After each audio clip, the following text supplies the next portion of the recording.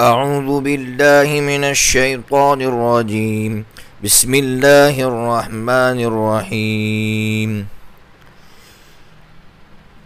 الحمد لأهله والصلاة على أهلها ما بعد۔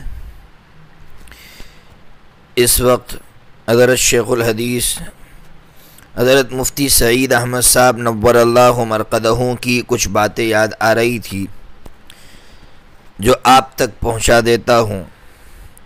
سب سے پہلی بات، حضرت سے ایک مرتبہ یہ سوال ہوا کہ حضرت یہ چندہ کرنے والے ذلیل کیوں ہوتے ہیں؟ بہت اہم سوال تھا، اس لیے کہ ہم دیکھتے ہیں کہ لوگ چندہ کرنے والوں کو ذلیل کرتے ہیں اور ان کی عزتیں اچھالتے ہیں۔ حضرت نور اللہ مرقدہ نے بصیرت افروز جواب عنایت فرمایا۔ حضرت نے فرمایا کہ جب مدرسے اور مسجدوں کا چندہ وہاں ہونے لگے گا جہاں لوگ اس مدرسہ اور مسجد کو نہیں جانتے تو ذلت کے سوا اور کچھ ہاتھ نہیں آئے گا۔ اللہ اکبر، کتنی بڑی بات حضرت نے بیان فرما دی کہ مدرسے کے چندے اگر وہاں ہونے لگیں گے جہاں لوگ نہیں جانتے تو ظاہر سی بات ہے لوگوں کو اعتماد نہیں ہوگا سفیر پر، چندہ کرنے والے پر، اس لیے کوئی اس کو چندہ نہیں دے گا۔ اس لیے حضرت کے اس قول سے، حضرت کی اس بات سے ہمیں یہ سبق ملا کہ مدرسے والوں کو چندہ وہاں تک کرنا چاہیے جہاں تک لوگ اس مدرسے کو جانتے ہیں۔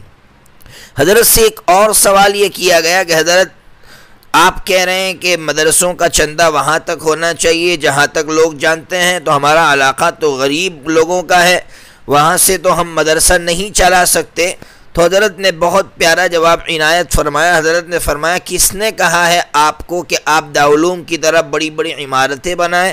کس نے کہا کہ آپ تاج محل کی طرف بڑی بڑی عمارتیں بنائیں؟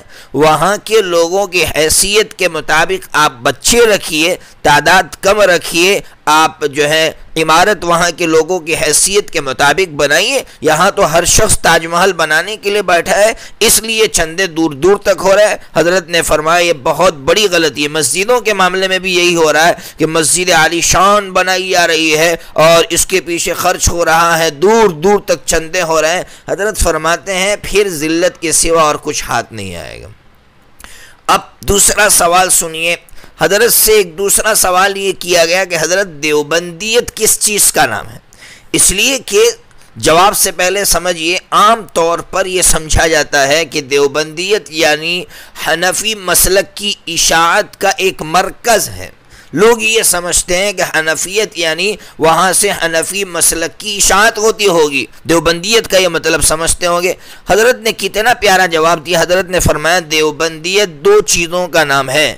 نمبر ایک احیاء سنت یعنی سنت کو زندہ کرنا۔ سنت یعنی حضرت نبی پاک صلی اللہ تعالی علیہ وسلم کا وہ عمل جس پر صحابہ کرام کی ایک جماعت چلی ہو، اس کو زندہ کرنا۔ اور امحاء بدعات یعنی بدعات کو مٹانا۔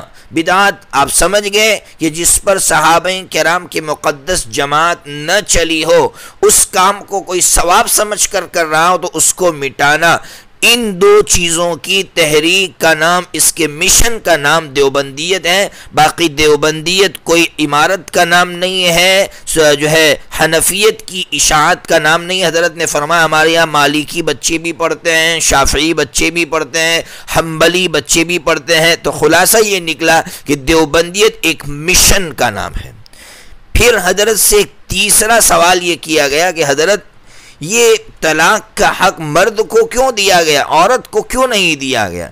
تو عام طور پر جب اس طرح کا سوال ہوتا ہے تو ہم لوگ جواب دینے کے لیے بیٹھتے ہیں۔ حضرت نے فرمایا سوال ہی غلط ہے۔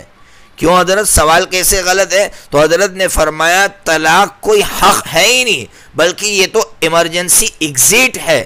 جب آگ لگتی ہیں تو ایک ونڈو ہوتی ہے ایمرجنسی، وہاں سے لوگ کود کر بھاگتے ہیں، تو یہ طلاق بھی ایک ایمرجنسی ایگزٹ ہے، ایک ونڈو ہے ایمرجنسی، بس وہاں سے نکلنے کے لیے ایک راستہ دیا۔ یہ کوئی حق نہیں ہے۔ جب حق نہیں ہے تو پھر کیوں جھگڑا ہو کہ مرد کو کیوں دیا گیا، عورت کو کیوں نہیں دیا گیا؟